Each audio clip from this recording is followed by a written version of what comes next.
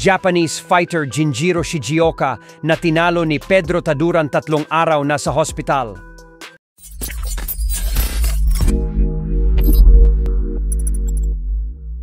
Kamakailan lamang ay nagtuos ang ating pambato na si current IBF minimum weight world champion Pedro Taduran at Japanese former world champion na si Jinjiro Shigioka sa ikalawang pagkakataon. At dito ay naging matagumpay ang ating matibay na pambato na sa kanyang naging world title defense sa bansang Japan, kung saan muling niyang tinalo sa kanilang rematch ang Japanese fighter via split decision.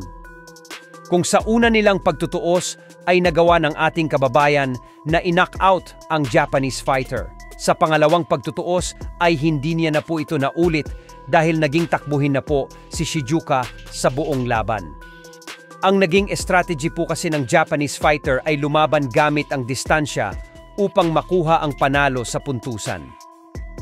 Alam niya po kasi na hindi niya kaya si Taduran sabayan ng lakas, pero bigo pa din po ito sa kanyang plano kasi hindi naman talaga siya isang technical fighter.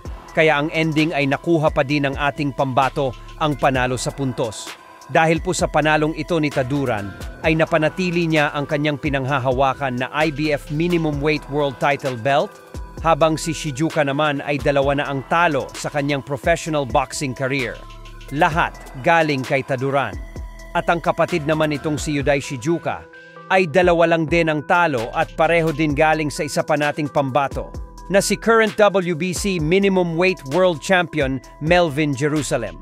Kaya naman hindi natin maitatanggi ngayon na sila Jerusalem at Taduran ang tumapo sa matinding karera ng si Shigioka Brothers, gawa ng binigyan nila ito ng ting 2 talo.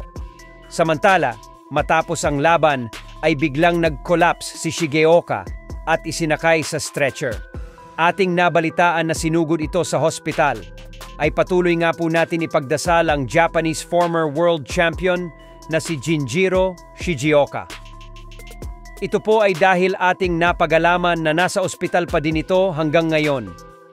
3 araw magmula nang mag-collapse siya sa corner niya matapos siyang talunin sa ikalawang pagkakataon ng ating pambato na si IBF minimum weight world champion Pedro Taduran. Hindi pa po natin alam ang kasalukuyang estado ni Shigioka ngayon, subalit maglalabas daw po ng announcement ang Japanese boxing ngayong araw patungkol sa update sa former Japanese world champion. At sana nga po ay magandang balita ang kanilang ilalabas at hindi bad news.